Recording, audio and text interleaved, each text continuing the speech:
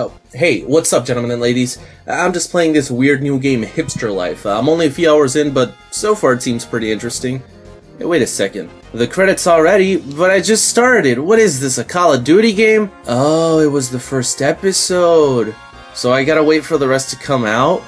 And I gotta pay for them? Man, screw that. I'll just stick to Final Fantasy. Boy, am I glad that they don't pull corporate crap like that.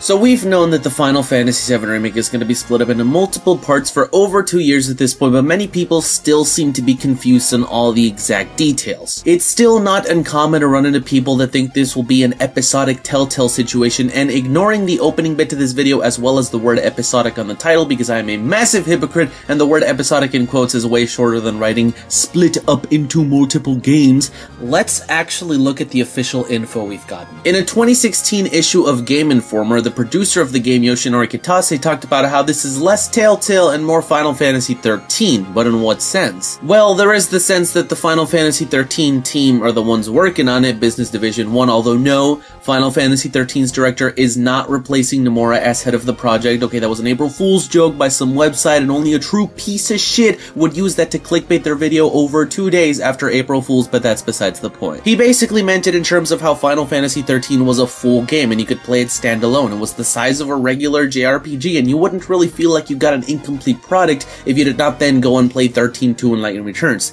The same, however, cannot be said of everyone's favorite Hipster Life. But okay, so we've established that they are going to be full games, but how is Square going to do that? Final Fantasy VII was only one game, and a PS1 game no less. Are they going to incorporate parts of the compilation into this game to make it fill up the 3 titles, which is most people's lowest estimate for number of parts that we'll be getting? Well, not exactly. In an interview with Nomura from last year, he mentioned how there wouldn't really be a coherence between titles if they were to include things like Crisis Core or Dirge of Cerberus into the remake, especially because, and this is a direct quote from Nomura, there is no more continuity between the compilation and the remake for the moment. So now we know that the canonicity of the compilation when it comes to the remake isn't even solid, so we can pretty much forget about getting those. So then, how is Square gonna fill up 3 games with, let's say, around 60 hours of content each, which sounds pretty modest for JRPGs, to be honest? Well, there is 2 ways that this could go totally and absolutely horribly wrong. One is that they could just pad the games out with filler, basically fetch quests and bullcrap just to waste your time and fill up those 60 hours so that they can technically say that they were full-sized RPGs, but really uninteresting and boring ones at that. Or they could simply not even try to do that and just give us 3 15-hour games that shouldn't cost more than $20 for what they had.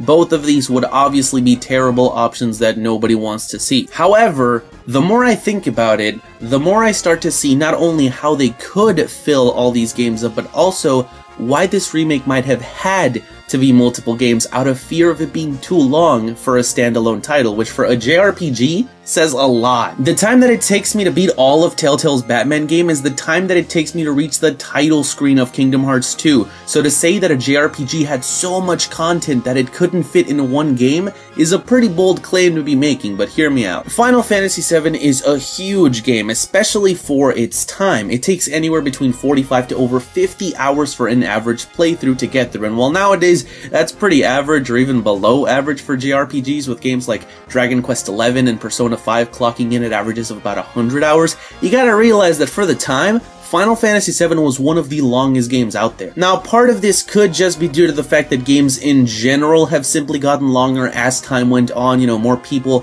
now are playing video games and for longer amounts of time, so it makes sense that the games will get longer to match that. However, I don't think that that's necessarily the full equation here. Let's take 2 Final Fantasy games, 13 as a more modern example, and 6 as a classic example. Final Fantasy 13 has an average completion time of 50 hours, compared to Final Fantasy VI, which only takes about 35. However, if I were to ask you to tell me the story of Final Fantasy VI, like the full story, not a recap, but the full plot from beginning to end, and then ask you to do the same for Final Fantasy 13, which one do you think would take longer? Well, obviously Final Fantasy VI, right? And this isn't just because 13 has a lot of padding, but, well, okay, admittedly it does have that to a degree, but the game isn't lacking in terms of cutscenes. Try looking up YouTube videos of all the cutscenes from 13. Some of them can be over 8 hours long, more than double what 6 had. But why is this? Why is it that Final Fantasy VI's story had so much packed in half the time of something like 13?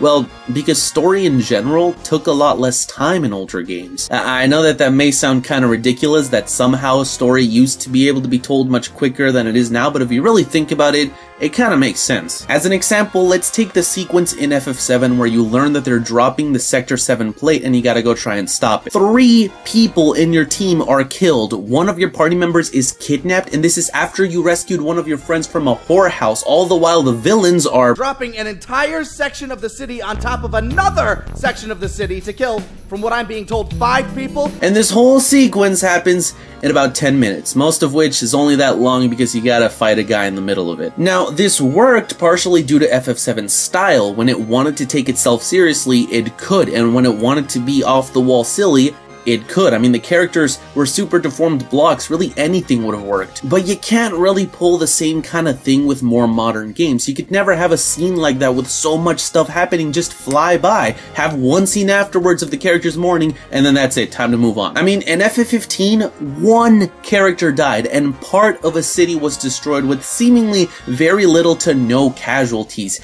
Yet they spent at least 20 minutes on that, and pretty much the next 2 or 3 chapters are the characters just sitting around moping about how terrible their lives are because of this. And that's not even mentioning the fact that they jumped ahead about 2 weeks between these 2 points. I'm not saying this to bash 15, these moments actually fit very well, and it felt like a realistic way that the characters would have reacted. And we also get a sense of the stakes that we're dealing with in terms of the villains. In FF7, you're just told that they're gonna kill hundreds of thousands of people just to try and catch you and your friends immediately after Don Corneo tried to go down on Cloud, and after you learn this info, he pulls the lever that opens a trapdoor underneath you, Scooby-Doo style. Somehow, I have the feeling that 1 or 2 things might need to change here for the remake. They might need to make these scenes a little more realistic and give us more time to let people process the fact that the villains are dropping an entire section of the city on top of another section of the city! So in general, I think that the cutscenes in FF7 alone and story bits are going to take a lot more time, especially if they want to go for a more cinematic approach. The original FF7 had so many scenes, it was a very story-heavy game, but they could do that because all it took was a few reused animations and dialogue boxes. But in the remake, you gotta fully animate them, and they gotta be voice acted, and you gotta set up all the shots and edit them, and funds are just gonna drain so fast. Speaking of funds, let's talk about the areas in the game, because that's another major aspect where this remake would have to be way bigger. Many stylistic choices were made in the older FFs. For example, going back to FF6, it takes about 1 minute to go from Narsh to Figaro, which is through a desert. Now obviously, this is not to scale, no game really is, but at least in the more modern games like Final Fantasy XV, it feels more realistic. You go from place to place and it feels like it could really be an actual environment. The time that it takes to traverse the world is fairly realistic, even if obviously general areas were shrunk for convenience. In Final Fantasy VI, you can go from one end of the desert to another by foot in less than 5 minutes. So for one, the scale of modern games is just much larger. In the PS1 Final Fantasies, you could walk through the entire overworld in the time that it takes to traverse one area in FF15. On car. I can only imagine how large the world of the FF7 remake is going to be and all of the interesting things that they could do with it, assuming that the game is open world, but that's a topic for a different video. I mean, even just exploring Midgar, imagine all that they could do with that. They could have huge areas of the city be explorable, fill them with NPCs and quests, secret areas and fights, give us the ability to use vehicles and traverse it. I mean, damn, you could pretty much make an entire game out of— oh. Yeah, so the size and scale of the game is definitely going to be part of the reason why it's being split up into multiple parts. They want to give these places the treatments that they deserve in the remake, and the only way that you're going to do that is if you either release a 400 gigabyte game in 2026, or if they split this game up into several parts. I wonder if the later parts of the remake will build upon the previous ones, like if you'll be able to go back and visit areas from the last ones. Although I guess then by the final one, the world would just be huge, and it is always kind of hard to get a general scale of the time that it takes to traverse these worlds because you gotta deal with random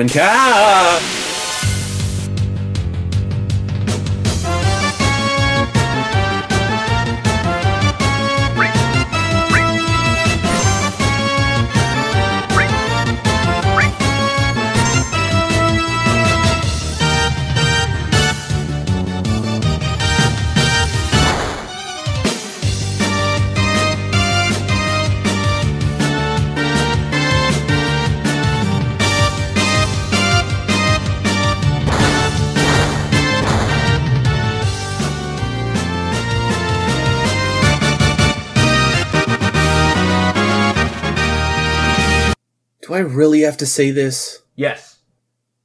Kingdom Hearts is the bestest and greatest game ever. Anytime that I hate on it, it's because I'm jealous. I especially love